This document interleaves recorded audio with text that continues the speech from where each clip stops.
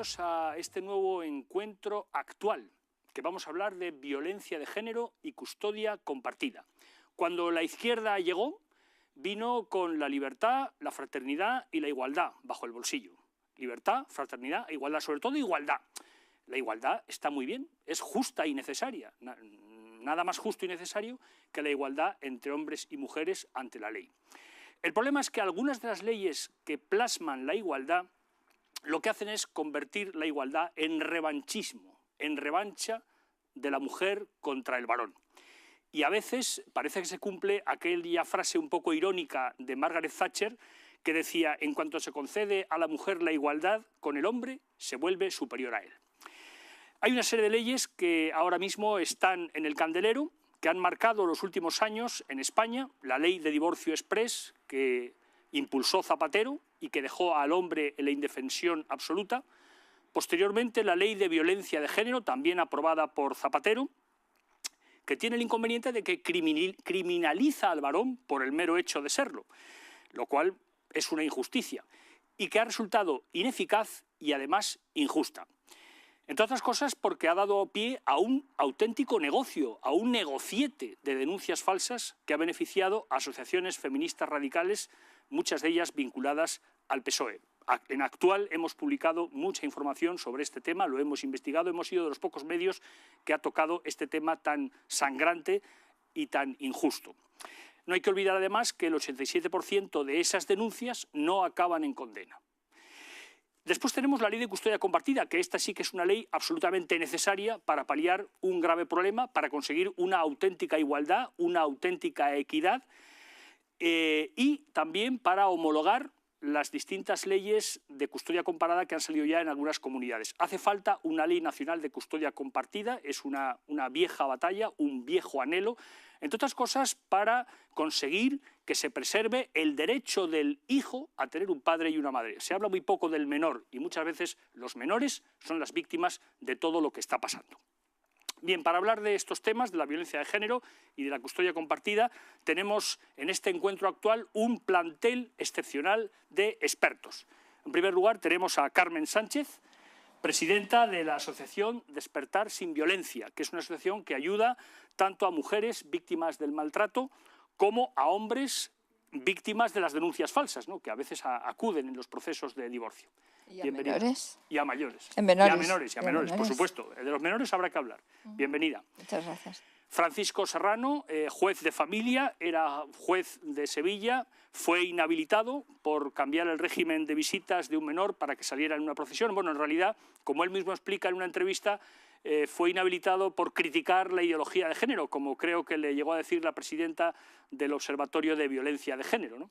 Bien, creo que eso ya es algo obvio, reconocido, pero que gracias a Dios está superado. Está superado. Bueno, tan superado que el Tribunal Constitucional le dio la razón, fue rehabilitado, se puso la toga, se hizo la foto y después... Todavía no, todavía estoy pendiente del reingreso. Todavía estoy pendiente del regreso para pedir después la excedencia. Pero es lo que ha dicho, ¿no? Sí, que eso es lo lo va a que hacer. pienso O sea, que va a hacer un poco como Gary Cooper al final de Solo ante el peligro, que tira la placa. Bueno, no va a tirar la placa, pero bueno, que ahora ya se dedica a la abogacía después de que se le han dado la razón como juez. Bienvenido. Muchas gracias. Debo decir, muy importante, Francisco Serrano es autor de un libro interesantísimo titulado La dictadura de género. El título es muy significativo y el subtítulo es no menos significativo: una amenaza contra la justicia y la igualdad.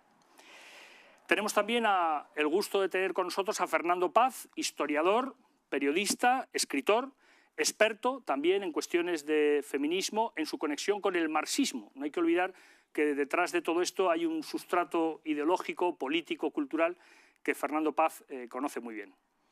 Pues un placer estar aquí con vosotros. Muy bien, bienvenido. Y finalmente a don Manuel Altaba, senador del PP, presidente de la Comisión de Justicia del Senado y un paladín de la custodia compartida. Es una vieja batalla en la que él se ha empeñado personalmente, una ley por la que ha luchado, ¿no? Y bueno, y como decíamos antes, más necesaria que nunca en esta época, a pesar de que hay algunas sobre todo, feministas radicales que precisamente lo que no quieren es la custodia compartida. En ello estamos, a ver si somos capaces de convencer a todo el mundo que la verdadera igualdad pasa por una custodia compartida, como después tendremos oportunidad de comentar. Muy bien, pues nada, nos sentimos muy honrados de tener a don Manuel Altaba aquí en estos Muy encuentros amable. actuales. Muy bien, pues nada, empiezo por una pregunta brevemente y luego ya, pues, iba a decir fuego cruzado, en fin, vamos a hacerlo sin acritud, pero vamos a hablar de un tema que la verdad es que es muy candente, muy interesante y que afecta a muchísimas personas en España. A Carmen Sánchez es obligada la pregunta que nos pueda explicar brevemente en qué consiste su asociación, Despertar Sin Violencia. Y luego hay una segunda pregunta que le quería hacer cuando acabe, que me llama la atención, y es, en una entrevista usted dijo que por qué se trata a un alcohólico, se trata a un drogadicto, pero por qué no se trata a un maltratador. Y también dijo que hay mucho maltratador que es recuperable. Tengo curiosidad por saber si la han fusilado al amanecer por decir esto o no. No me han fusilado porque llevo 9 años con la asociación en Andalucía.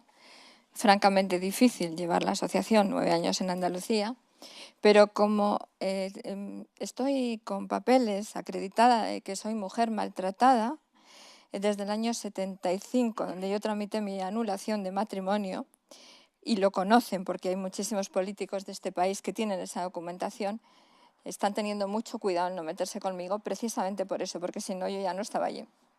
Muy bien. Quedaba pendiente en qué consiste la asociación Despertar Sin Violencia. Mira, la Asociación Despertar Sin Violencia se creó, te podría decir que es el reflejo de la vida de una mujer, que es la mía. Entonces yo entendí que había sufrido como niña, como adolescente, como mujer, y que realmente el mayor sufrimiento me lo había creado mi madre. Cuando yo oigo decir a las mujeres maltratadas que realmente la autoestima la pierden cuando se casan por sus maridos, es que no es así. Es que hay muchísimos casos que eso no es cierto. Hay muchísimas veces que las mujeres lo que queremos es salir de nuestras casas, porque los problemas que hay en la violencia intrafamiliar son tan sumamente gordos que es lo que nos hace salir y llegar a donde no tenemos que llegar. Entonces, yo no puedo admitir, y de hecho no lo admito en mi asociación, cuando ahondamos totalmente en de dónde sale la violencia, qué es lo que está pasando aquí, si hay violencia en la infancia, que hay muchísima violencia en la infancia para llegar a lo que en este momento mal llamamos violencia de género, porque evidentemente eso no es igualdad. Bueno, pues la asociación por eso se creó. Sí que es cierto, y tengo que decirlo, que cuando al crear la asociación yo dije violencia de género y violencia doméstica, y en la Junta de Andalucía me dijeron, ¿usted sabe que no va a recibir subvenciones? Y yo le dije, sí, lo sé, pero no me importa. Voy a defender la verdad y en lo que yo creo y lo que he pasado. Es muy interesante lo que acaba de apuntar, el tema de las subvenciones, ¿no? Sí. Detrás de todo esto hay un entramado económico del que me imagino que hablaremos dentro de breves instantes, ¿no? Muchas gracias. Pues a don Francisco Serrano le quería preguntar, bueno, si no le ha dicho al juez Antonio Salas del Supremo, no le ha aconsejado que sea un poco más prudente después de aquellos tuits que sacó a comienzo de año que venía a decir que en realidad la violencia no tiene género y que a veces la violencia es por la maldad intrínseca del hombre, no por ser varón y mujer. Lo de Antonio Salas ha sido como una cosa muy sorprendente, porque hasta ahora la mayor parte, la inmensa mayoría de los jueces no han hablado públicamente, no se han expresado sobre los problemas de la injusticia que supone la ley de violencia de género, ¿no? Ya se encargó el lobby de que no hablaran después de lo que me pasó a mí. Claro. Lo mío fue un aviso a navegantes. O sea, no han hablado los jueces, porque incluso a mí me han llegado a comentar compañeros, ¿cómo voy a hablar para que le pase lo que le pasó a mi compañero de Sevilla?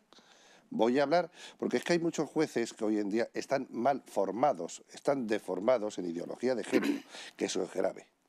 Eso es grave. Pero hay muchos jueces que no actúan, callan, por cobardía, a sufrir represalias.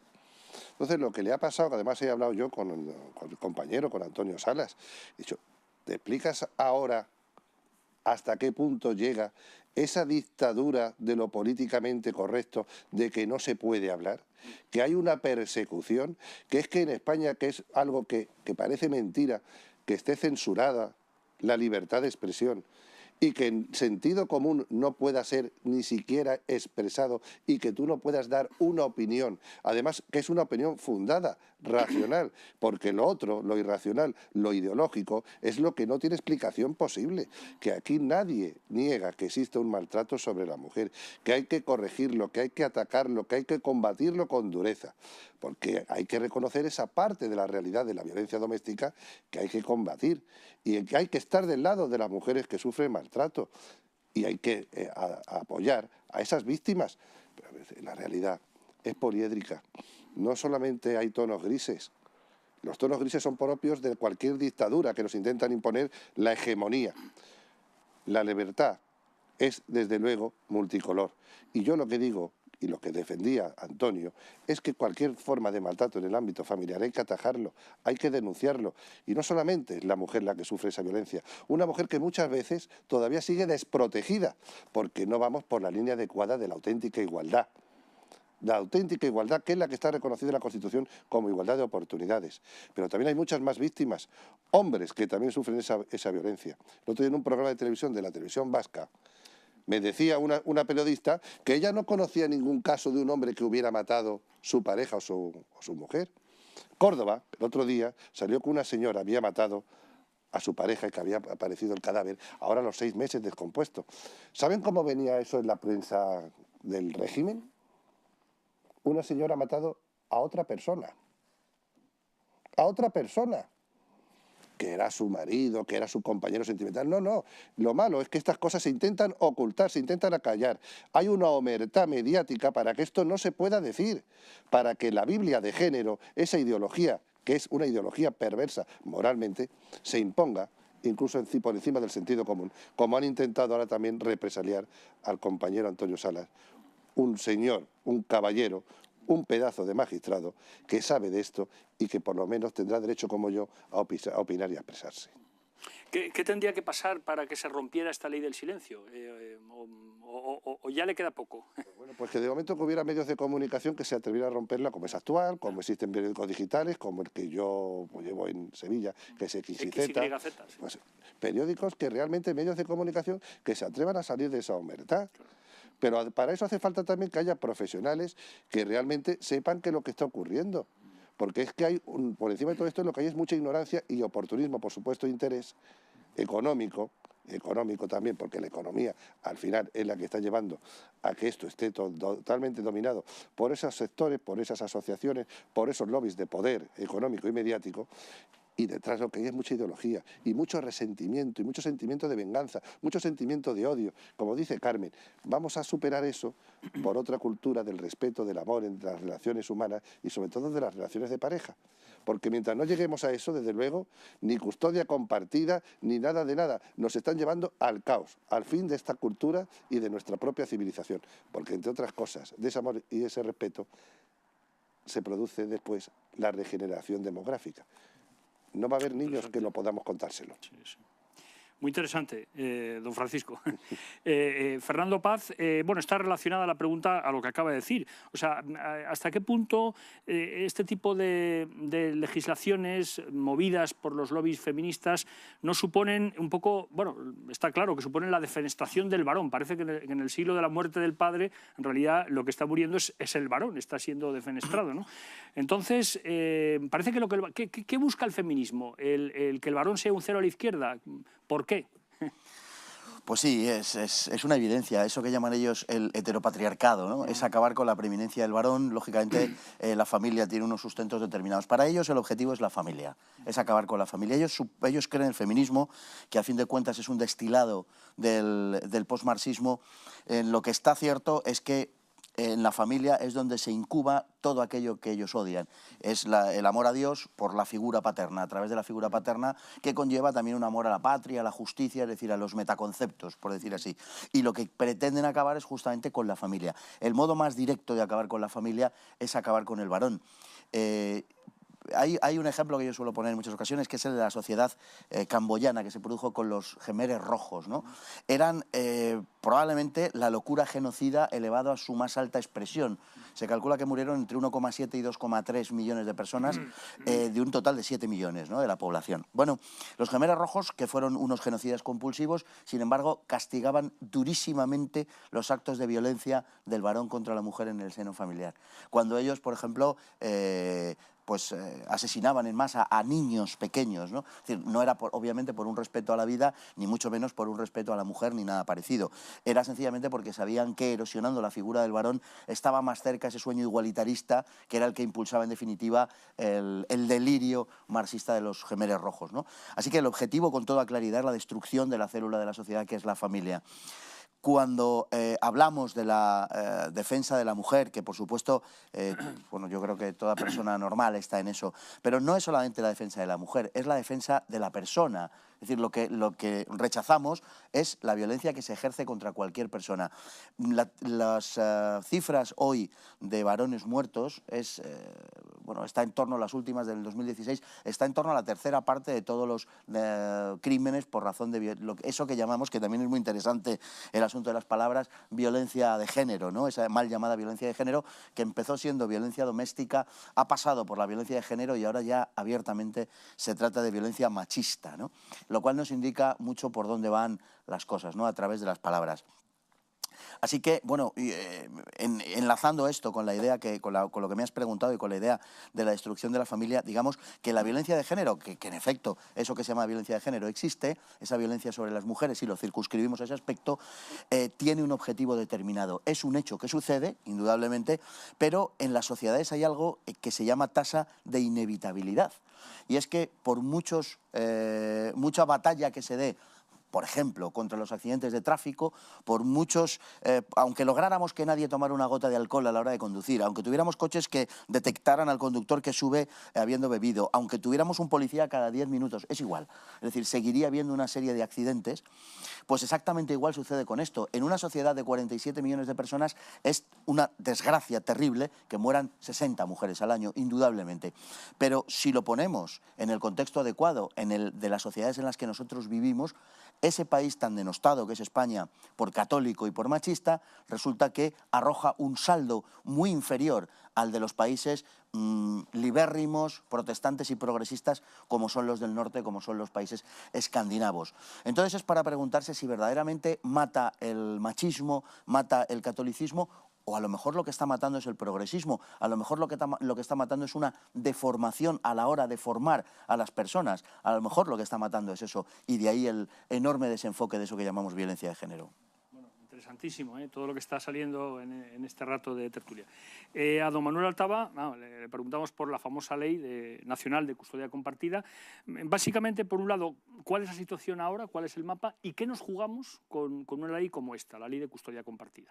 Bueno, en primer lugar te quiero felicitar porque, Alfonso, has centrado muy bien la explicación de lo que es la cuestión, basándolo en el principio de igualdad, porque se suele ver desde distintos prismas la custodia compartida y creo que es precisamente en el principio de igualdad donde se debe valorar en su justa medida.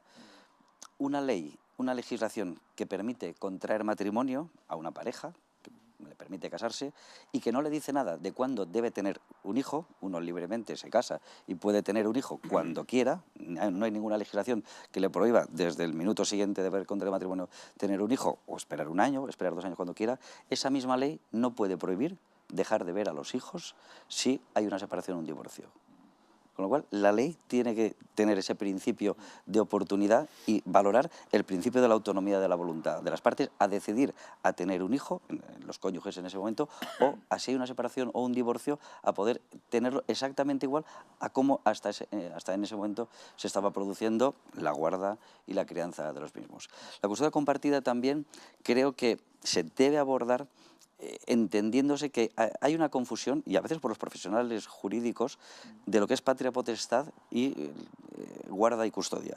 Patria potestad y custodia es desplazar a un niño a otra residencia porque la madre, por ejemplo, se traslada de residencia porque ha encontrado trabajo, por ejemplo, no quiero yo decir que para fastidiar al cónyuge, pero porque ha encontrado trabajo y decide llevarse a los niños, eso es patria potestad. El padre debería ser consultado, no se les está consultando hoy mismo. Creo que no se les está consultando, es así. Creo que se debe abordar esa reforma de una manera muy importante. En el 21 de julio de 2010 tuve la oportunidad de defender una moción en el Senado en representación del Grupo Parlamentario Popular, donde de los 236 senadores votamos 132 a favor. Votamos el Partido Popular, los senadores nacionalistas vascos y Unión del Pueblo Navarro. Y votó en contra el Partido Socialista y Convergencia y Unión, que algunos senadores comentaban pues, que no entendían tampoco, pero bueno, era un tema que era, mayoritariamente se había acordado así, ¿no? Que hoy día pues, también hay bastantes disquisiciones dentro de ellos. Bueno, esa ley que ya en ese momento se apuntaba, está teniendo sus frutos, basándose desde el principio de igualdad. Y sé muy positivamente que desde el Ministerio de Sanidad, Servicios Sociales e Igualdad se está aprovechando para realizar esa reforma, una reforma de los artículos 92, 96 y 158 pero una cosa, del Código Civil. La ley nacional todavía... Esa es la ley nacional, ¿no? La que está haciendo el Ministerio de Sanidad. Ya. Porque luego hay una serie de leyes autonómicas, en algunas 5. Leyes autonómicas, la de la Comunidad Valenciana que la teníamos, nos la ha declarado inconstitucional el Tribunal Constitucional, pero por falta de competencias, no porque se esté en contra de la institución de la custodia compartida. Con lo cual ahora mismo hay 4 leyes vigentes de comunidades autónomas que sí se les reconoce ese derecho foral, ¿no? Y nosotros también estamos peleando por el reconocimiento de nuestro derecho foral civil valenciano para tener también competencias, no solamente en eso, sino en la liquidación del régimen económico matrimonial, etcétera. ¿Por qué crees? Pero se está regulando con ese anteproyecto, y desde luego tiene que ver la luz, no solamente también porque ha sido un acuerdo de nuestro pacto con Ciudadanos, con el Partido Político Ciudadanos, sino que es una cosa que está en el ADN del Partido Popular absolutamente desde el punto de vista de esa libertad que creemos que todas las personas tienen que tener. ¿Y por qué crees que el PSOE se opone precisamente? Porque deja, yo creo que porque deja... No es casualidad, ¿no? No, porque deja que algunas mujeres influyan, y lo digo así, porque lo hablas con hombres y con mujeres, y de miras que es un tema que lo hemos dejado en las mujeres. Malentendiendo el principio de igualdad, de verdad, porque dejan que sean esas personas que decidan, a lo mejor, pues con bastante, de una manera espuria, pues por intereses distintos a los que deberían ser el interés del menor. Se nos llena la boca hablando siempre del interés superior del menor, del principio del interés del menor, que debe ser el máximo, que debe regir no solamente la Ley Orgánica 5/2000, de responsabilidad penal de los menores, sino también cualquier legislación que ataña a los menores, ¿no? Y luego nos olvidamos de los menores. Y aquí podríamos poner ejemplos un montón que se me ocurren. Pues porque creo que hay que poner precisamente en el principio de igualdad y del interés del menor la institución de la custodia compartida. Fernando, quería... Lo que se ha conculcado aquí con todo este tipo de leyes son conceptos tan básicos y esenciales como el de igualdad de la ley o el de presunción de inocencia. Es que estamos hablando de eso, estamos hablando de que los pilares del derecho, ni siquiera del Estado de Derecho, del propio derecho, han sido conculcados en función sacrificados en el altar de la corrección política. Esa es la realidad de lo que está pasando. Por eso nos encontramos con el asunto de la custodia compartida. Claro, que España es uno de los pocos países donde esto está en un estadio, Italia creo que también, ¿no? Pero en un estadio así muy, digamos, muy medroso en cuanto a que no hay, bueno, me alegro de lo que se está comentando, pero en cuanto a que no hay un debate público de esto, o en fin, o se esconde. Pero al final hay una lógica interna en todo esto. Lo que hemos hecho con la legislación que hay hasta este momento, es asumir antropológicamente el principio, y en ese sentido es una consecuencia natural del mismo principio que el aborto, de nosotras parimos, nosotras decidimos. Si nosotras parimos y nosotras decidimos, si nosotras somos capaces de decidir sobre la viabilidad, sobre la vida misma de lo que llevamos dentro de nuestro hijo y el hombre no tiene nada que decir al respecto, parece plenamente lógico que una vez el niño en la vida extrauterina también sea parte de la mujer, también sea propiedad de la mujer. Es decir, que la legislación ha interiorizado un principio que corresponde a una absoluta demencia radical de la ultraizquierda más extremista, ¿no? Y la custodia compartida es un tema que yo creo que es enormemente candente y que hay muchos colectivos de personas, no solamente varones, hay que decirlo, también muchas mujeres que están apoyando esto porque es de una justicia elemental, ¿no? Muy bien. A mí me gustaría decir una cosa.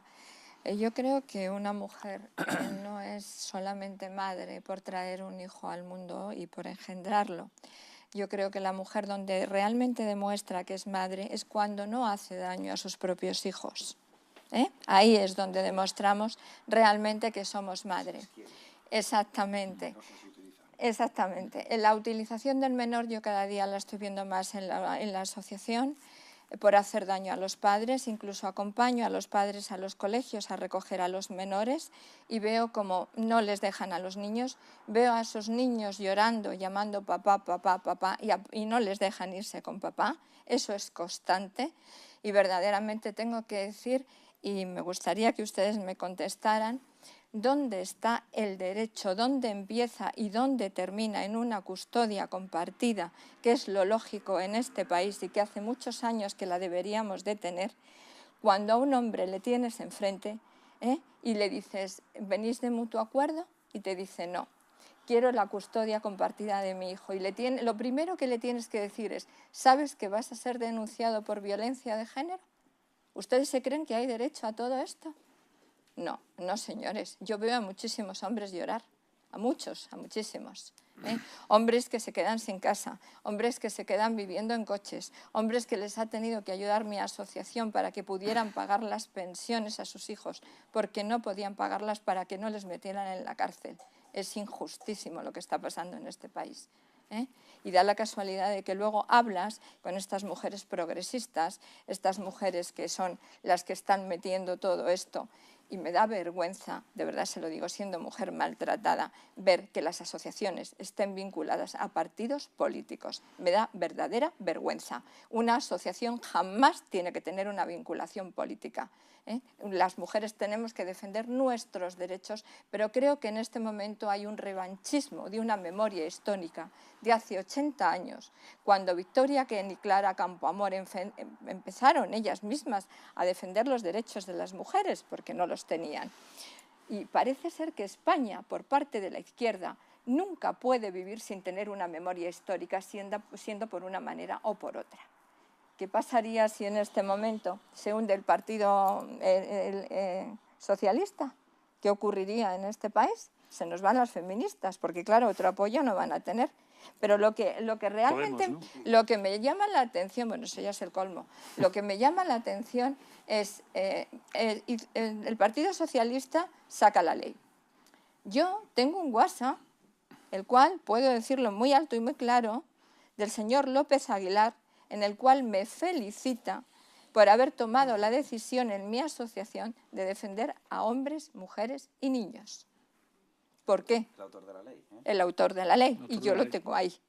Porque yo le mando WhatsApp a él y le voy poniendo ponencias mías y le digo, usted ha caído en esto, dígame qué piensa ahora de todo esto, porque usted ha caído, pero usted ha estado de aforado, usted no ha ido detenido, esposado, al calabozo. Los hombres, cuando pasan por todo esto, quedan totalmente marcados, destrozados. Y hay un problema, y es que las mujeres que realmente tenemos ética, somos honestas y somos honradas, y lo hemos pasado muy mal en unos años que nadie nos ha ayudado, somos las que más estamos sacando la cara por los hombres.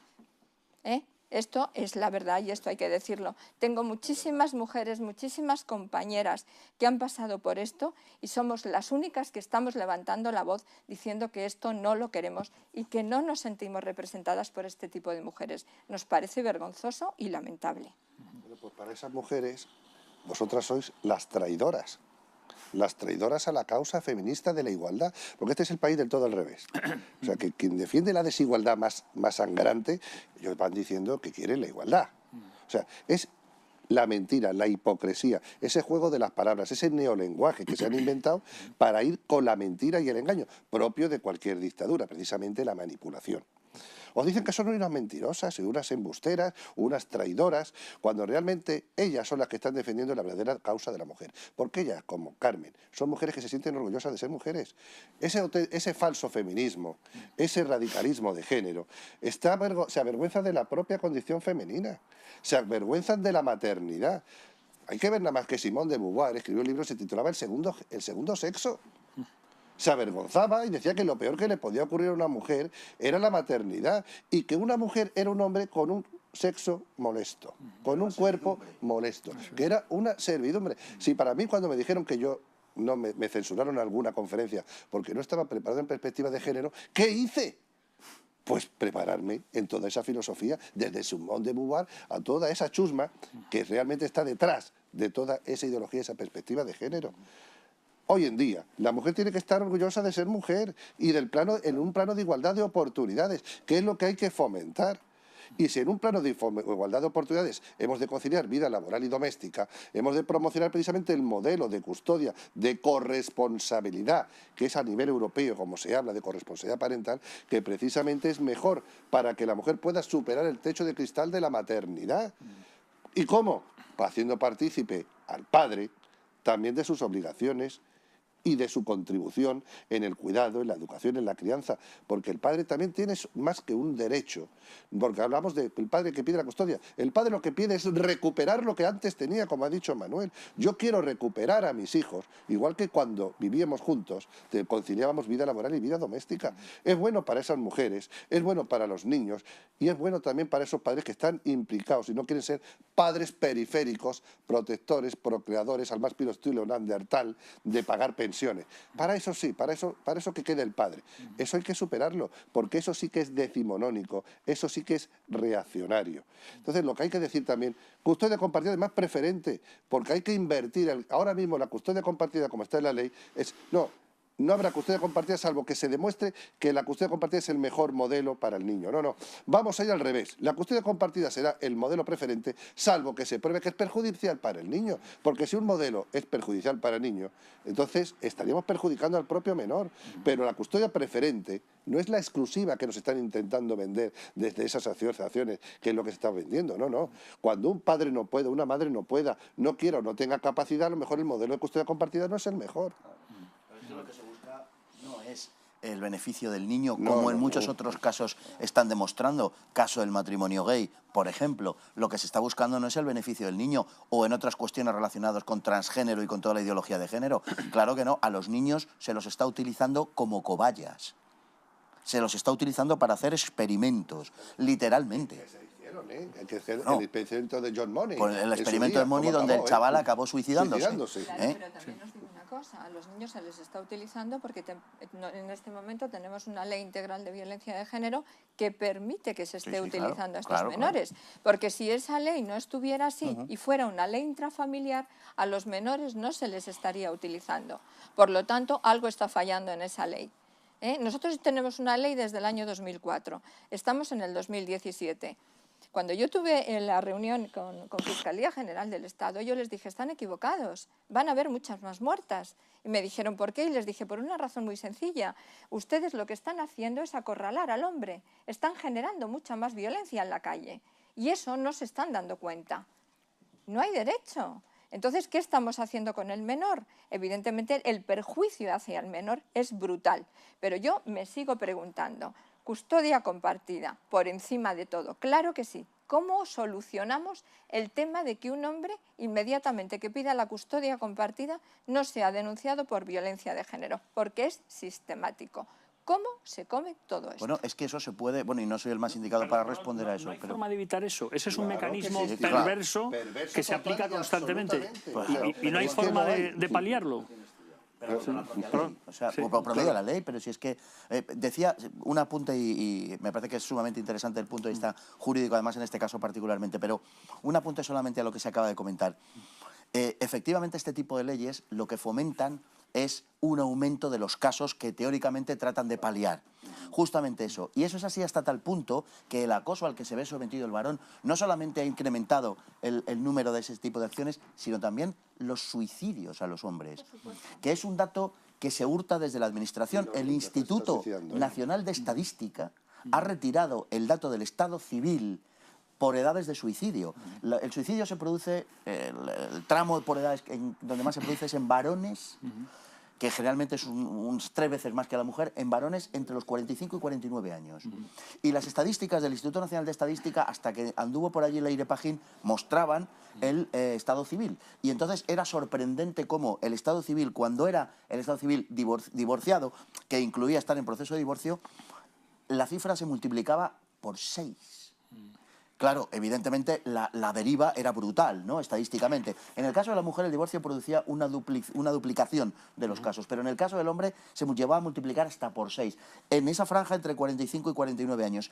Ese dato se retiró de la web del Instituto Nacional de Estadística, porque es una evidencia que esas leyes de una enorme desigualdad que hacen padecer al hombre de esta manera, al hombre y al niño, que hacen padecer al hombre y al niño, esas leyes son las causantes. Pero cuidado, que no son leyes que protejan a la mujer, son leyes que utilizan a la mujer para conseguir una finalidad ideológica. Es que hay una gran mentira diciendo, no, se protege a la mujer en función en fin, de su condición femenina y se perjudica al varón, se perjudica al niño. No, no, se utiliza a la mujer y la primera utilizada en esta historia es la mujer. Algunas, muchas, con el paso del tiempo, se dan cuenta de toda esta historia. Y bueno, estamos viendo aquí un ejemplo de una persona particularmente batalladora y lúcida a la hora de enfrentar esto. Y además, os digo más, tengo muchísimas mujeres que realmente están siendo maltratadas y son las que no quieren denunciar.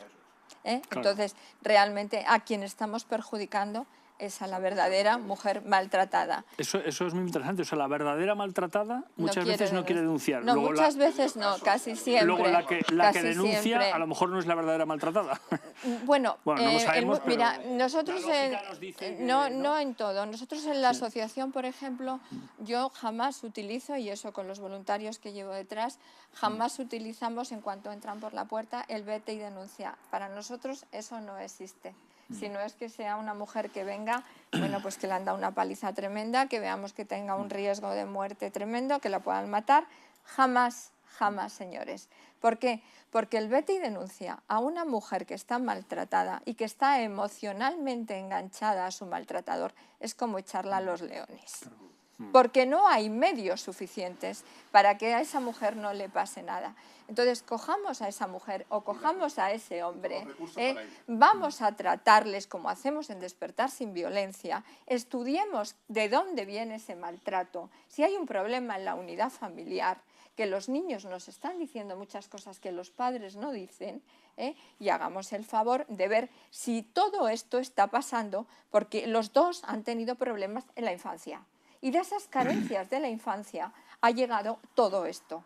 Entonces, lo que hacemos es, las ponemos fuertes, a ellas las mandamos a terapias, ellos si quieren también, y luego se decide qué quieren hacer. ¿Que vamos a un divorcio? Vamos a un divorcio, aunque sea por lo contencioso, pero los niños van a sufrir mucho menos que ver a su padre detenido, esposado y en un calabozo. Así es como trabajamos nosotros. De maltrato real. Sí, ahora vamos al otro. ¿Cuál es el otro? El otro es el maltrato que es la denuncia falsa. Yo pido la custodia compartida. Vale. Como padre tengo derecho, ¿no? Quiero lo mejor para mis hijos. No, porque un padre cuando quiere la custodia compartida es para no pagar pensiones y ceder el uso y no ceder el uso del domicilio. Cuando una madre lo pide, al contrario, no. Ese argumento es complementario. O sea, aquí el que quiera abusar, vamos a ir al interés del menor. Pero si a una señora ahora mismo que ella quiere tener a sus hijos porque está convencida de que si se divorcia se puede quedar con la casa, con las pensiones, le dice el padre que quiere la custodia compartida, eso le produce una sintomatología ansioso-depresiva que se va a un centro de la mujer, le diagnostican en sintomatología ansioso-depresiva, maltrato psicológico, lo denuncia, porque a lo mejor solamente el padre ha dicho que se va a atrever a pedir la custodia compartida o le ha dicho, si no me dejas ver a los niños te vas a enterar. Y ese hombre ya se convierte en un maltratador. Y además, esa sintomatología existe. Y le ha dicho, te vas a enterar. Y han discutido por las relaciones que les afectan a las cuestiones que tienen que ver con sus hijos. Y es cierto que ha habido esa discusión. Y si no me dejas ver a los niños, te vas a enterar. Eso es una amenaza. Ese hombre se ha convertido en un maltratador. Y no es una denuncia falsa. Es que como está la ley, al listón que hemos puesto, lo que es el maltrato, resulta que ahí entra todo. Y hay de reprochar que no solamente es el PSOE y los partidos de izquierda, Manuel, también es el Partido Popular el que está defendiendo eso. Pero que yo aquí tenemos precisamente un representante del Partido Popular que es el mejor defensor precisamente del principio de la igualdad. Pero la ideología de género, es decir, que ha hecho metástasis en todo el arco parlamentario. Ciudadanos, Partido Popular, Podemos, yo creo que PSOE y Izquierda Unida no digamos. desde luego que no hay defensa, Paco, porque no hay defensa ni Pero- posición como partido ni de las personas, pero es verdad que a lo mejor se puede dar a entender por determinadas personas, o los que más ruido hacen pues son los que se expresan en los medios de comunicación, y los medios de comunicación te compran lo que te compran, ¿eh? La mayoría, algunos libres como este, se puede hablar de todo, pero hay otros que no. Eso es Están muy cierto. mediatizados y te sacan lo que te sacan, ¿eh? Puedes decir lo que quieras, que te sacan ellos lo que te sacan. Y eso, Pero ejemplos llevamos tenemos. mucho tiempo discutiendo en el Ministerio una ley, un proyecto en el que yo he participado, Manuel, por ejemplo, que Sí, es sí, magnífico. Pero es que esa presión que tienen esos lobbies de poder, eso también está calando y está afectando también al propio Eso Partido llega más y Popular. se les compra más lo que dicen. Además, pues yo- Así es, pero es una al realidad. final, muchas veces lo que está pensando, una cosa es lo socialmente correcto y otra cosa es lo políticamente correcto. Y yo creo que hay que estar por lo socialmente correcto. Y yo sé gente del PP, incluso hasta del PSOE, porque aquí no podemos hacer generalizaciones. Sí, sí. Desde luego que no salvo ya es de ahí para la izquierda, ahí ya nadie. Pero incluso hasta del propio PSOE hay gente que tiene sentido común, Sí, sí, que dice sí, que sí, nos sí, estamos sí, pasando. lo hemos comentado, Que sí, nos sí, estamos sí. pasando. Ahí, si me permites, hay una cosa que a mí me llamó mucho la atención. Una asociación feminista de Valencia, eso tú lo conocerás bien, dijo que la custodia compartida era una forma de violencia institucionalizada. Sí, sí, bueno, eso... Violencia institucionalizada. Bueno, pero eso aparece en un Eso titular, dicen, en un periódico, bueno, eso y dicen- la gente eso se lo traga y Eso lo lee. dicen, y más calamidades. Y más dicen, calamidades, ¿no? de eso índole. Mira, yo os voy a poner un ejemplo, y queda mal que es un ejemplo personal que me pasó a mí. Cuando no había custodia compartida, en el año 1995. Pero es que se entiende muy bien. A ver cómo actuaría un juez, que yo creo que aquí sí que hace falta una especialización judicial importante, ¿eh? Que los jueces o juezas estén preparados en el tema, en el derecho de familia, y desde luego, y sean pioneros en salvaguardar este principio de igualdad. Yo hablo con un chaval en una separación de unos padres, un chaval de 9 años. En la exploración del menor hablo con él y tal, y luego decido y le explico, mira, pues te vas a ir con tu madre. Y el chaval me pregunta, ojo, no había custodia compartida, pero creo que el ejemplo es muy gráfico y lo entendemos todos. Me dice, ¿y la partida de ajedrez que jugaba todas las tardes con mi padre, ya no voy a poder jugarla? Dije, ¿cómo? ¿Que no? Claro que sí, claro que sí. Me cogí a la pareja, le dije, el niño se va a ir con usted, pero todas las tardes, a las 7, después de merendar, el chaval jugará su partida de ajedrez.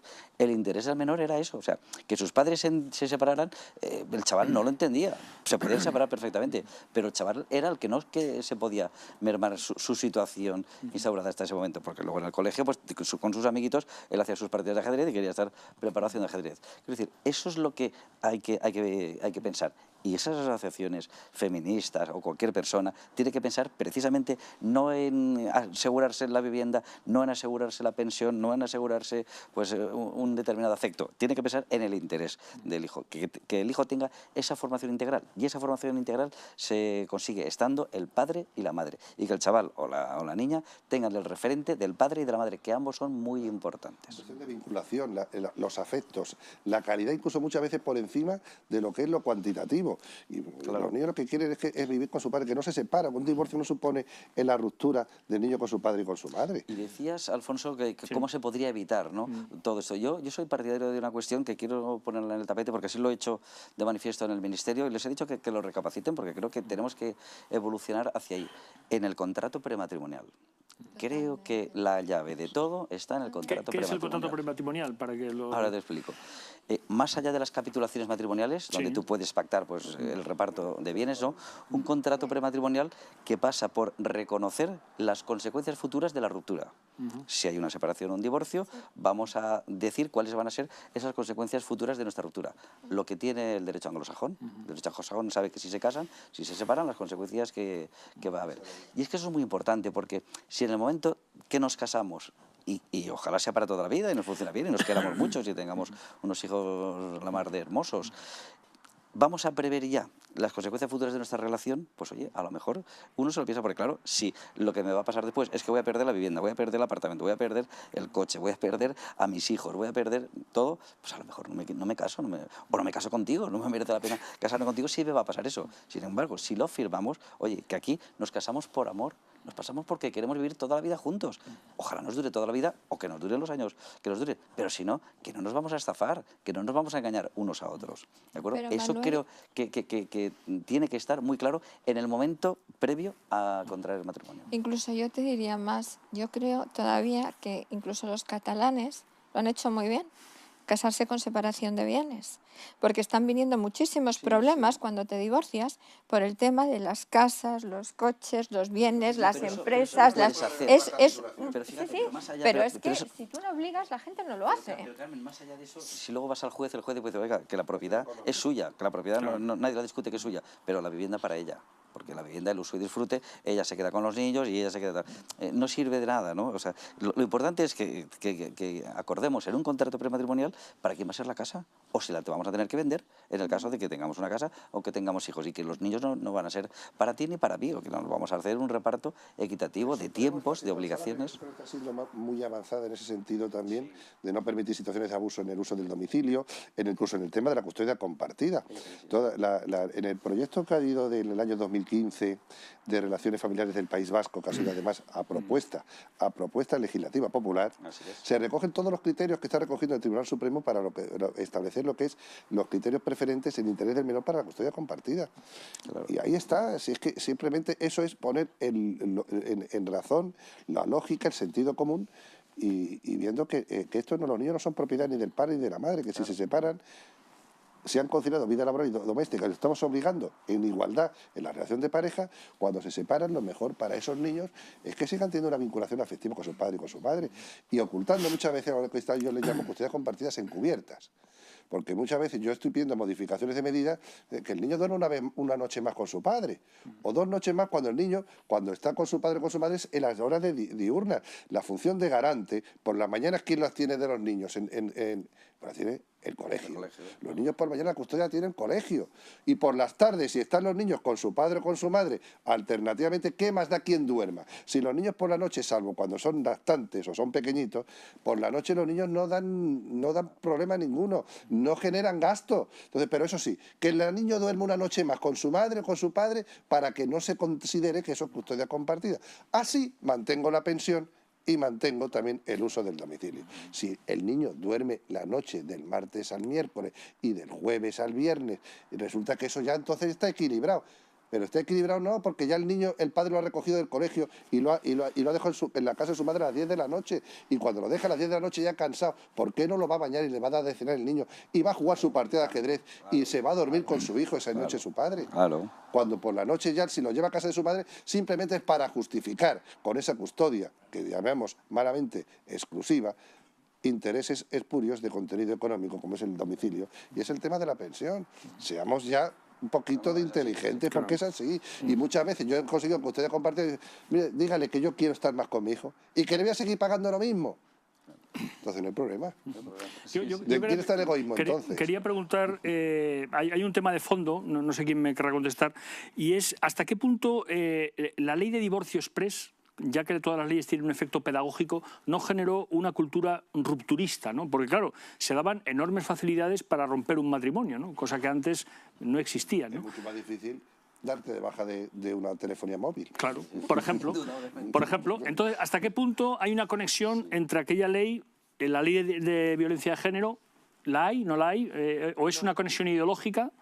No, yo creo que se ha ido más hacia la ruptura, ¿no? de la disolución del vínculo, en todo caso, tal, matrimonial, pero no ha afectado respecto a los hijos. Eso, la maleza ya viene de antes. Es simplemente eso, que 3 meses puede cualquiera pedir el divorcio. En ese sentido, ha evitado en muchos casos el buscar la causa. Yo como juez de familia, aquí la esencia del matrimonio está el afecto marital. Si ustedes han dejado de querer por las causas que sean, no me den más explicaciones, porque no hay que entrar tampoco en las miserias humanas del por qué ustedes se separan. No me den explicaciones. Ustedes se quieren divorciar, basta que uno no se quiera para que facilitar ese momento de ruptura. Ustedes se quisieron en un momento, decidieron contraer el matrimonio, unirse en una relación de pareja porque se querían muchísimo, que queremos, el amor, ese contrato matrimonial que estoy totalmente de acuerdo, y ahora ustedes han dejado de querer. Pues intenten solucionarlo. Yo escribí también un libro que se titulaba Un divorcio sin trauma, que no existe, es una utopía, pero intentemos facilitar, por lo menos que no se establezcan las causas que les han llevado a esa ruptura, por el bien de los niños, que no se saquen las miserias. Y en ese sentido no tiene que ver el tema de la ley del 2005 con lo que estamos hablando de violencia y el tema de la custodia. Pero eso No, iba a decir que lo que pasa es que la ley anterior, tal y como estaba, cuando en los orígenes hacía necesario que transcurriese un año del cese de la convivencia para llegar al divorcio, a mí eso, dentro de que uno pueda ser más o menos partidario, yo creo que era una ley mejor, menos dañina, en cuanto que obliga a un replanteamiento de las cosas y da una perspectiva que la inmediatez no te permite tener. Algo que te puede parecer enormemente oneroso o terriblemente, en fin, dañino, con el paso del tiempo puedes verlo de otra manera y puedes ver que la ruptura del matrimonio va a causar muchos más daños de lo que causaría un mantenimiento, ¿no? Yo creo que todo está orquestado desde el principio para cargarse la familia. Para empezar, porque cuando hablamos del amor, yo sé que nos vamos del tema, pero espero no irme demasiado, ¿no? Pero cuando hablamos del amor, realmente yo creo que es que para empezar no nos enseñan de verdad lo que es el amor y nos hacen confundir el amor con el capricho, con el enamoramiento o con la pasión, ¿no? El amor es esencialmente un acto de la voluntad. Es decir, uno quiere a quien quiere querer y el amor es una cosa que hay que ejercitar continuamente. Claro que el amor no se acaba, si es amor no se acaba. Y todos hemos experimentado cómo no se acaba el amor por los hijos o el amor por los padres. Cuando es amor de verdad no se termina. Si se ha terminado es que era otra cosa. Y a lo mejor hay que saber cómo se pone coto a eso. Esto nos lleva a la discusión de lo que es el divorcio, ¿no? Yo particularmente creo que el divorcio es un error inmenso, porque cuando uno emprende verdaderamente una aventura en la que merece la pena dejarse la vida, lo que hay que hacer es, como hizo Cortés cuando llegó a México, quemar las naves para no tener la tentación de salir corriendo. Y por eso, cuando se da una salida fácil, y cuanto más fácil sea la salida, tanto peor, más tentados estaremos de volvernos a la costa y salir corriendo, porque claro, eso de tomar el imperio azteca al asalto es muy peligroso, ¿no? Entonces yo sé que esto es absolutamente impugnar, en fin, todo lo existente y demás, pero yo particularmente soy absolutamente contrario a todo eso. Yo creo que cuando una persona, pues efectivamente ha podido tener un error o lo que sea, por supuesto nadie puede obligar a nadie a convivir con una persona con la que no quiere convivir y por eso ha existido siempre la separación o en su caso la anulación. El divorcio me parece que es fomentar, me parece que es sencillamente fomentar esa huida hacia atrás, esa cobardía que en muchos casos se justifica y se puede arreglar mediante la separación. Por eso decía al principio que realmente creo que habría que empezar por los comienzos, que sería enseñarnos lo que es el amor. Tener unas relaciones, mantener unas relaciones que de verdad se puedan llamar de tal manera. Claro, el problema es que hoy, y entraríamos, pues bueno, en el fomento de la hipersexualidad en la que vivimos, en el mantenimiento de este tipo de relaciones, en las parejas, de hecho, entraríamos en un tema que desde luego en este momento es inabordable, pero creo que habría que empezar por definir eso y si tuviéramos claro que el amor verdaderamente, como digo, es un acto de la voluntad, esencialmente es eso, y que si ese amor no se acaba, creo que el enfoque podríamos cambiarlo. Yo querría decirte una cosa. Tú has dicho, uno quiere a quien quiere querer, ¿no? Yo no estoy de acuerdo. Y te voy a decir el porqué. Hay situaciones en la vida en las que te llevan a querer o pensar que estás queriendo a alguien porque estás huyendo de algo. Y entonces te aferras emocionalmente a esa situación. Porque yo después de 3 matrimonios te puedo decir que no sé lo que es estar enamorada. Porque siempre ha sido una huida hacia adelante. Y no soy solo yo, hay muchísimas mujeres en este país en unos años que ha sido un enganche porque hemos tenido situaciones emocionales. Es que no nos han enseñado a querernos a nosotras mismas. Si no sabes quererte a ti misma, ¿cómo vas a querer a los demás? Es muy difícil esto. Sí, estoy absolutamente de acuerdo. Pero déjame hacerte una pregunta. Entonces, ¿el divorcio en tu caso solucionó algo o te permitió equivocarte 3 veces? Pues mira, a mí realmente me solucionó el hecho de que no me mataran. Yo creo que ya me solucionó bastante. ¿Pero el divorcio? ¿No?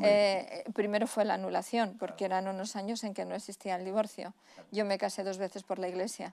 Pero es que no es mi caso particular, es el caso de muchas mujeres que hemos vivido en unas situaciones que no son las situaciones que las mujeres viven ahora y que hemos ido enganchándonos de un hombre a otro, pero porque nosotras mismas no estábamos bien. Pero entonces, tampoco. Perdóname, me estás dando la razón, quiero decir, porque me estás diciendo lo que yo he empezado por decir, que no nos enseñan a saber lo que es el amor. Claro que no, pero es que yo lo que te he dicho es que tú dices, tú quieres a quien quieres querer. No, perdona. No, porque a lo mejor yo con las personas que he estado no son las personas idóneas a las que yo tenía que querer. Porque no nos han enseñado, sí. Efectivamente, porque no nos han enseñado. Luego es un Bueno, tema también de claro. educación, de formación. No, y de la infancia. Esto sí, sí. viene de la infancia, todo. Porque si a ti no te enseñan a querer, si a ti no te enseñan a respetarte a ti misma, como está pasando con los niños, nosotros en la asociación tenemos niños de 2 años y medio con una agresividad tremenda, que se abrazan a nosotras y nos piden que les demos cariño porque no lo tienen en sus casas. ¿Qué van a ser esos niños si nosotros no les ayudamos ahora, el día de mañana? Pues lo que hemos sido nosotros, engancharnos emocionalmente a situaciones que no eran las correctas. Luego lo estamos reproduciendo lo mismo. Totalmente. Yo te puedo decir, desde mi experiencia de profesor, te puedo decir que la mayor parte de los problemas educativos de los alumnos, esencialmente, se dan de una forma absolutamente desproporcionada en lo estadístico en alumnos que están viviendo sus padres procesos de divorcio. Claro. Por tanto, como digo, el problema es que, y estoy de acuerdo contigo, si es que es complementario, entiendo lo que hemos dicho, el problema es que no nos enseñan lo que es querer. Cuando tú quieres de verdad, tú pones hay una cosa que está por encima de ti. Cuando tú tienes un hijo, hay una cosa que está por encima de ti, de tu voluntad. Más allá de que hay casos, indudablemente, donde la convivencia no puede continuar. Eso está claro, eso no creo que merezca ningún comentario. Pero sí que es verdad, y es lo que estamos viviendo hoy en la realidad, que muchísima gente está rompiendo sus uniones más o menos por capricho. Sí, eso es cierto. Y eso es una realidad que pagan, sí. en primer lugar, los hijos. Sí, totalmente de acuerdo. Vivimos en una sociedad cuando el relativismo moral se ha extendido a todo. O sea, vivimos en una sociedad donde lo que prima es el relativismo moral más absoluto. Una sociedad hedonista. Yo le pregunto a muchos jóvenes ya con 30 años, oye, ¿no os planteáis ya casaros o formalizar vuestra relación de pareja o tener hijos? No, vamos a esperar más. Hace 2 o 3 generaciones nuestros abuelos no tenían esos problemas, gracias a Dios, y por eso estamos la mayoría aquí.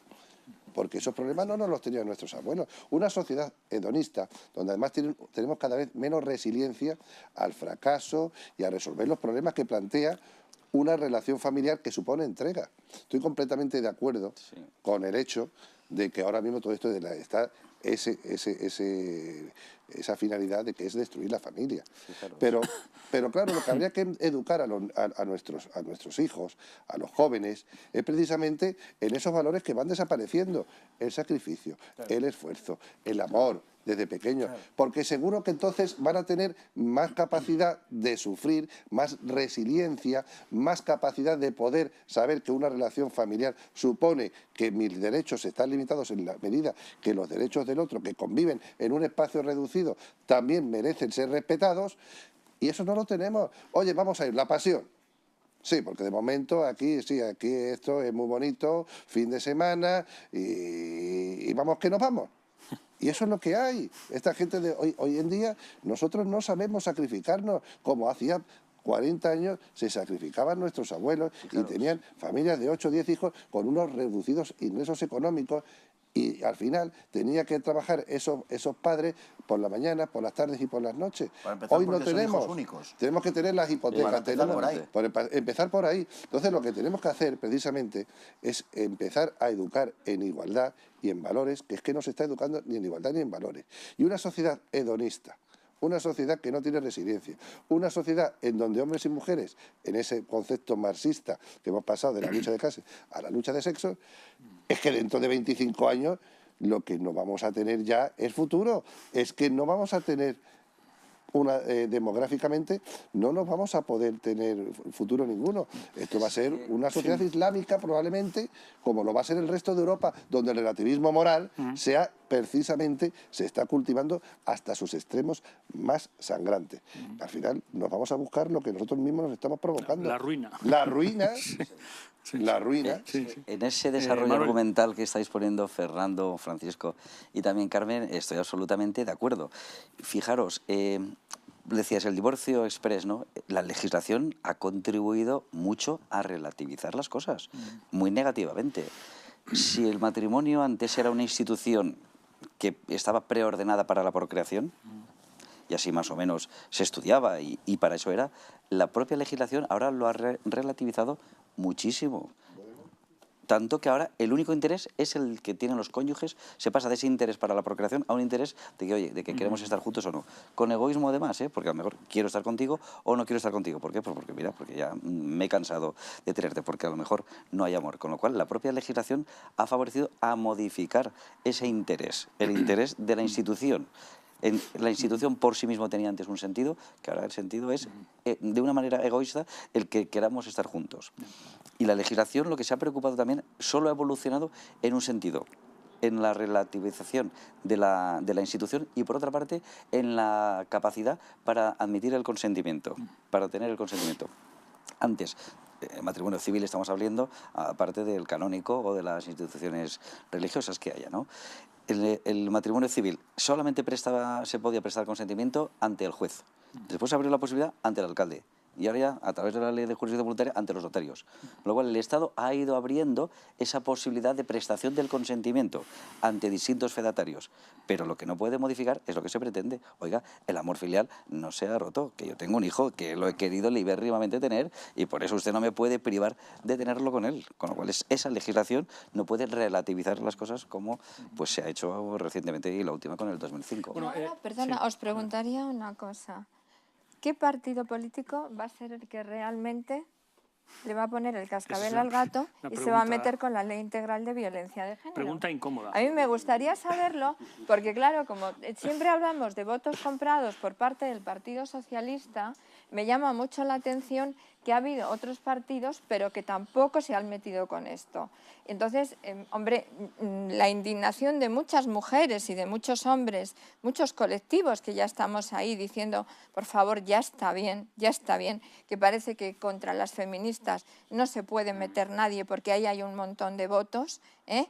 ¿Y qué pasa? ¿Que ningún partido se atreve contra todo esto? Carmen, que todos los partidos, a ver, lo que es violencia de género y lo que es de verdad violencia de género, preocupa a los partidos políticos, preocupa a la sociedad, preocupa a los jueces que lo castigan, etc. Es verdad que hay que avanzar mucho en el sentido de posiblemente investigar lo que sean denuncias falsas. Y si hay un abuso, pues intentar remediarlo y corregirlo. Yo creo que en eso se hacen avances. ¿Que se podrían hacer más avances? Estoy seguro que también. Pero Manuel, ¿por qué violencia de género? ¿Y por qué no violencia intrafamiliar? Ah, no, desde luego. ¿Por ampliarlo qué? a los padres también, a los abuelos y tal. Sí, sí, todos. O sea, quiero razón, decirte que es que a mí me parece que lo de violencia de género es lo que no debe ser. Yo creo que lo que debemos de luchar es por una violencia doméstica ampliada o intrafamiliar donde entre la custodia compartida. Hay mucha violencia a los abuelos, mucha violencia de los hijos hacia los padres. Totalmente, o sea, yo lo estoy viendo porque a mí no solamente me vienen parejas, me vienen abuelos, me vienen tíos, me vienen hermanos. Vosotros estáis viendo en los colegios ahora mismo lo que está pasando con la gente joven y veis como, ¿qué pasa? Que si los niños se pegan en un colegio, no pasa nada. Si las niñas se pegan en un colegio, no pasa nada. Pero si un hombre levanta la mano a una mujer o le dice algo incoherente a una mujer, es violencia de género. No, señores, la palabra género, a mí género y machista, es que no la quiero ni escuchar. Y en mi asociación lo tengo dicho clarísimo. Todos somos iguales, somos personas. Y desde el punto y hora que somos personas, por lo que tendríamos que luchar en este país es por una ley intrafamiliar, que abarque toda la familia, que todos tengan los mismos derechos y que, hombre, a mí me parece mentira que en el siglo XXI estemos incumpliendo el artículo 14 de la Constitución que dice que todos somos iguales ante la ley. Pero, Carmen, es que eso rompe el discurso precisamente del lobby feminista, porque no permite utilizar a la mujer como ariete para la destrucción de esa unidad familiar. Claro que habría que hablar de ese tipo de violencia que se produce del hombre hacia la mujer, también de la mujer al hombre, hacia los niños, abuelos, etcétera. Por supuesto que sí, pero el problema es que eso lo quieren sacar precisamente del ámbito doméstico. Y a lo que van incluso es a imponer una expresión que es violencia de género, que ya de entrada te obliga a adoptar una determinada visión, que es la visión de género. Oiga, es que yo no creo en la visión de género, es que yo creo que antropológicamente eso es un error monstruoso. Es que el error, perdón, es que el género no existe. Sencillamente, es que es un invento, es una absoluta falacia conceptualmente, que no tiene nada que ver con la realidad biológica, ni siquiera cultural, no tiene absolutamente nada que ver. Pero a través de la expresión violencia de género nos han hecho tragar con esto. Y lo vemos continuamente en televisión, como digo ahora, transmutado a violencia machista. Pero es como decía Lewis Carroll, lo que importa no es lo que signifiquen las palabras, lo que importa es saber quién manda. Y esa es la realidad. Cuando tú mandas, las palabras significan lo que tú quieres que signifiquen. Si nos fijamos, sin irnos del tema, pero haciendo un paralelismo, si vemos cualquier telediario, preferentemente los telediarios de la 1, veremos cómo cuando se remiten o cuando se refieren al Estado Islámico, siempre lo anteceden con la expresión el autodenominado Estado Islámico, porque es políticamente incorrecto decir que unos señores islámicos hacen estas cosas. Bueno, con esto sucede exactamente igual. Y además lo hacen de una manera completamente insistente, hasta que nosotros lo interiorizamos. Lo que hay, y tú has hablado al principio de eso, me parece que con enorme acierto, como por cierto todo lo que has dicho hoy, porque me lo parece sinceramente, lo que hay es una violencia en el seno del hogar, que muchas veces va del padre al hijo y luego muchas veces del hijo al padre. Porque en este momento tenemos un problema muy serio de violencia de esos menores, de esos jóvenes, hacia los padres que se producen por la falta de autoridad, efectivamente. Porque al final de lo que estamos tratando aquí es de esa ruptura familiar y del cuestionamiento de todo lo que es autoridad. La figura del padre, la figura del maestro, la figura del sacerdote, la figura del policía, la figura del militar. Es contra esto contra lo que vamos, porque ellos entienden que en la autoridad, que en ese concepto mismo de autoridad, es donde se cuece todo lo que ellos execran. Esa es la clave. El heteropatriarcado, efectivamente. Eso es. Es que esa es la palabra maldita, es el heteropatriarcado. Pero vamos a ver, es que lo has dicho antes tú, Alfonso, que un hombre por el hecho de ser hombre, ya sea un maltratador en las relaciones de pareja, eso es una barbaridad. Pero es que lo dice, yo cuando doy clase, y muchas veces tengo más alumnas que alumnos, digo que sepáis que vosotras por el hecho de ser mujeres sois inferiores en las relaciones de pareja a vuestros novios, a vuestras parejas, a vuestros maridos. ¿Pero qué está usted diciendo? ¿Nos está insultando? Pues es lo que dice la ley.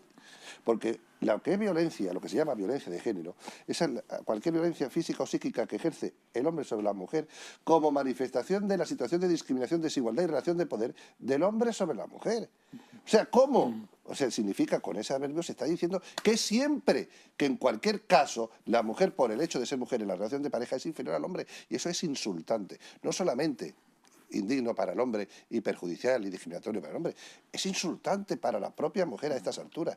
Si dijera la ley, en vez de como manifestación, cuando sea manifestación, hemos salvado la ley. Claro.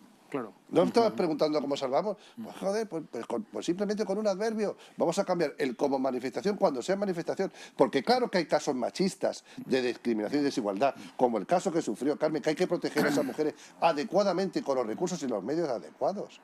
A esos casos no cabe la custodia compartida, porque el tío, ese cafre, es un maltratador, es una persona que considera a la mujer como una persona que carece de los mínimos derechos de respeto, libertad y capacidad de decisión, como dice el preámbulo de la ley correctamente. A ese hombre no se merece que haya una custodia compartida, pero un hombre que discute con la mujer en un plano de igualdad por el tema de los hijos, ¿le vamos a decir que ella es un maltratador porque ha discutido? Que hace falta el hombre sumiso. Es que todo lo que no sea un padre sumiso, un hombre sumiso, ya está fuera de juego. Es un maltratador. Todos somos maltratadores en las relaciones de pareja. Todos. Incluido el señor Zapatero y todos los políticos que impulsaron la ley de género. Porque por el hecho de ser hombre, ya eres un maltratador. Efectivamente. Es que además la ley se hizo con toda intención, ¿no? Cuando hablabas de esos términos es porque se pensó... En la Biblia de género se sabía cuál era el objetivo. Una doctrina ideológica a una norma. Claro. Y que, por cierto, una norma que fue aprobada unánimemente por el Parlamento, unánimemente, a una norma, y ahora están en la aplicación injusta de esa norma. Y cuando en esa dictadura nosotros decimos esto no puede ser así, pues entran con las tres barreras de cualquier dictadura: la negacionista, la minimización y la de la justificación. No es cierto, es mentira. Bueno, cuando demuestras que es verdad dices, oye, pero son pocos los hombres maltratados, son tan pocos, y cuando dice, pues no son tan pocos, lo justifican, dice, pero se lo merecían. Claro. Muy bien. Esto, perdona, es que nos quedan unos 3-4 minutos aproximadamente, el tiempo se acaba. Me gustaría retomar una cosa que tú has dicho antes, y es el tema de qué partido le va a poner el cascabel al gato, porque me temo que hoy en día ningún partido, ni tampoco el PP, se lo van a poner, porque el único partido que se lo hubiera puesto, creo, hubiera sido Vox. pero claro, Vox no ha pasado la nota de corte, no ha pasado la selectividad y no ha aprobado, no está en el Parlamento. Entonces, claro, pero decir, ese es un problema muy gordo porque si no hay un agente político, todos los partidos si no hay un actor sean político, pero si no hay un actor político que no cambia las cosas, todo va a seguir igual, ¿no? Pero es que no queremos la violencia de género, queremos... Bueno, sí, eso. Familiar. Estoy de acuerdo, intrafamiliar. Es mucho más correcto y acertado, y además coges bajo ese paraguas a todos los que están en la familia. Ni siquiera doméstica, intrafamiliar. Porque la doméstica sería lo que pasaría dentro de casa, solamente. Claro, es que es lo que yo llevo, es lo que yo veo y es lo que yo defiendo, la violencia intrafamiliar, lo que abarca a toda la familia. Pero ellos quieren llegar más allá de eso. Mira, evidentemente los que hacen la norma desde una perspectiva ideológica no están sujetos a ella. Claro. Hace muy escasas fechas hemos visto, y además se compadece perfectamente con lo que acaba de decir el juez Serrano, hemos visto como entre 8 o 10 energúmenos le han pegado una paliza en Murcia a una chica. Esto en cualquier otra circunstancia habría provocado manifestaciones masivas de los colectivos feministas, etcétera, ¿no? Interpelaciones parlamentarias, qué sé yo, un montón de cosas. Como la chica tenía una determinada adscripción ideológica o una orientación ideológica, por supuesto, o no se ha dicho nada en una gran parte de medios, o se ha justificado, o se ha justificado. Aquí la condición femenina de la persona salvajemente agredida no cuenta absolutamente nada, ¿no? Quiero decir con esto que los inspiradores de la ley no están sujetos a ello, ¿eh? Y hemos visto el caso también de que se hizo público del dirigente de Podemos, de Pablo Iglesias, como, en fin, a través de una comunicación por WhatsApp o algo así, se hizo público en cualquier caso, expresó sus, en fin, sus anhelos y gustos, deseos y tendencias de azotar a una conocida presentadora de televisión.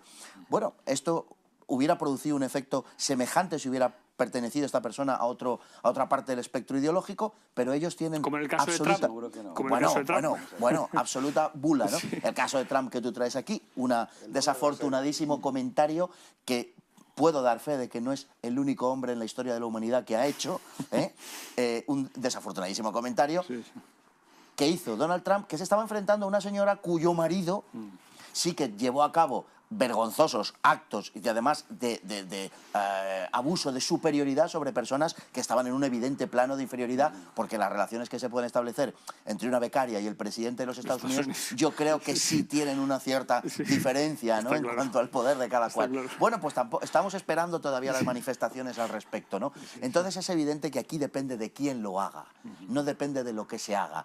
Me parece que es una evidencia palmaria. Muy bien, ¿Derecho penal de autor?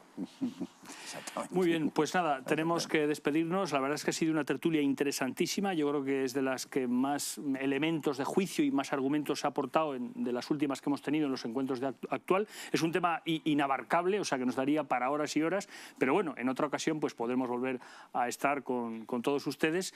De verdad, muchísimas gracias, Carmen, muchas gracias, Francisco Serrano, muchas gracias, Fernando Paz. Un placer. Y muchas gracias, Manuel Altava, por vuestra participación. Y bueno, ya sabéis dónde nos tenéis, y a todos ustedes muchas gracias por su interés, y nos veremos el mes próximo en otro encuentro actual sobre otro tema no menos apasionante que este que hoy nos ocupa. Muchas gracias.